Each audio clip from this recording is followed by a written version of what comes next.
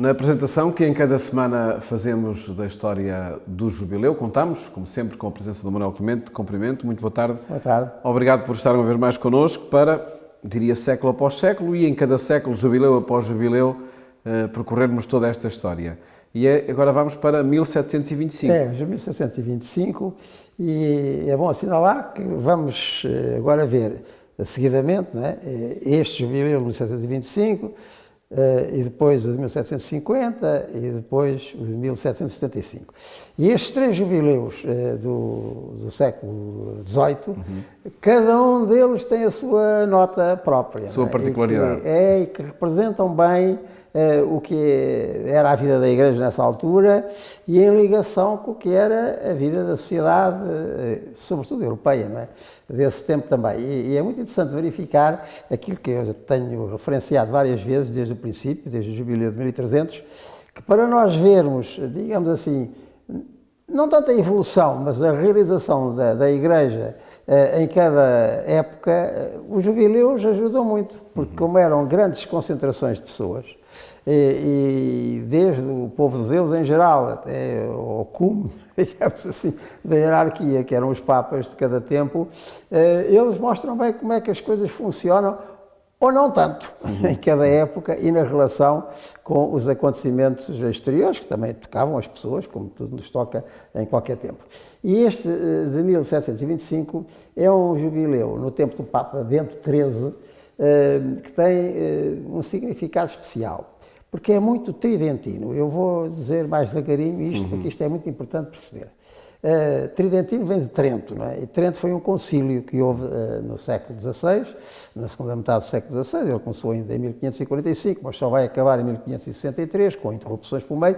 Mas foi um concílio muito marcante, porque, de alguma maneira, ele queria responder, enfim, aos desafios que o protestantismo lançara à vida da Igreja, não é? E que alguns deles eram muito sérios, qual era o papel, enfim, da liturgia, da palavra de Deus, da catequese, como é que era a doutrina, como é que se tomavam os pastores, que eram coisas realmente muito sérias, muito centrais na vida da Igreja. E o concílio lá fez os seus decretos, deixou os seus ensinamentos, as suas indicações, que foram mais ou menos aplicados, como sempre acontece, mais ou menos recebidos, porque isto dos concílios tem sempre três partes, não é? A primeira parte, que é a preparação, depois a segunda parte, que é a sua celebração, realização, e depois a recepção, e essa às vezes demora muito tempo, e até houve alguns concílios que acabaram por não ser recebidos. Este concílio de Trento, apesar de tudo, foi recebido. Ele respondia tanto a uma necessidade vital de reorganização, mas não só reorganização, também refundamentação da vida do povo de Deus, que efetivamente teve consequências para um clero mais bem formado, tem a ver com os seminários, que aparecem também por indicação do Concílio de Trento, e que vão existindo a pouco e pouco, não é? Mas vão andando por diante, também a ver com a presença dos bispos e dos padres nas respectivas dioceses e paróquias, etc, etc. Bem, o que é que eu estou a dizer isto tudo? É a tal recepção.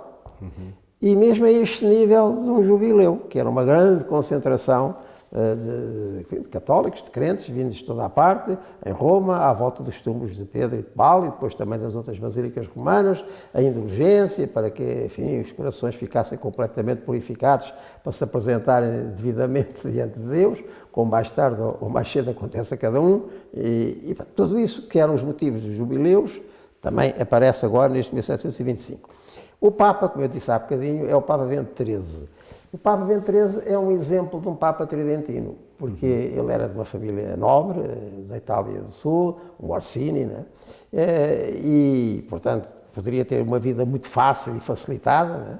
Com os meios de família, a reputação, o nome, mas não, ele quis, até com oposição familiar, mas ele quis ser frade, e foi frade dominicano, e depois foi bispo, mas bispo como o Concílio de Trento queria, não apenas, enfim, titular de um episcopado e que recebesse as rendas e depois fizesse outras coisas, não. Foi bispo de várias dioceses, muito presente, muito atento, muito próximo, enfim, das paróquias e do povo de Deus, e também da formação do clero, seminários, etc. Portanto, foi um bispo, este Orsini, depois Papa Bento XIII, que é o que convoca e realiza este sínodo de 1725, como criou o Concílio de Trento. E este sínodo e este jubileu, jubileu, quero dizer, é muito tridentino na sua realização. Portanto, todos aqueles aspectos um pouco mais externos que tinham acontecido, como nós vimos nos jubileus do final do século XV, depois do século XVI, ainda no princípio do século XVII, muita exterioridade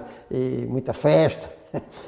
Estes aspectos não estão assim tão presentes no jubileu de 1725 do Papa Bento XIII, a começar pelo próprio exemplo do Papa, que faz uma espécie de peregrino constante durante esse ano, nas várias basílicas romanas, fazendo todos esses exercícios que estavam previstos acontecer nos jubileus, não só as visitas às basílicas, aqueles momentos penitenciais, a peregrinação, etc. Todos esses aspectos, com certeza, e muito insistentemente.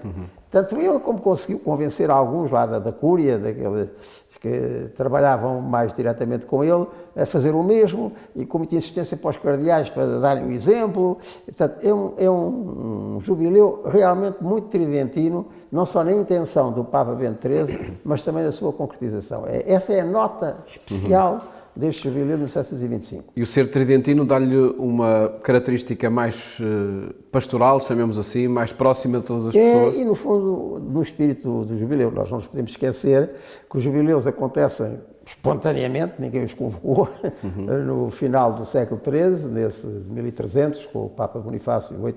Para ele também tinha sido uma surpresa aquela gente toda a afluir a Roma. O que é que eles queriam? Queriam indulgência, queriam ficar com o coração puro, porque podiam morrer de um momento para o outro, e também pedindo para aqueles que já tinham partido estarem assim, estarem no céu. Portanto, essa nota muito espiritual que está na origem dos jubileus, é bom não esquecer, para não estarmos a falar de outra coisa, agora é muito retomada neste jubileu do Papa Bento XIII, 1725, também atento às condições, isto é importante, dos peregrinos, porque eram muito precárias, aquelas multidões que chegavam a Roma, já chamei várias vezes a atenção para isto.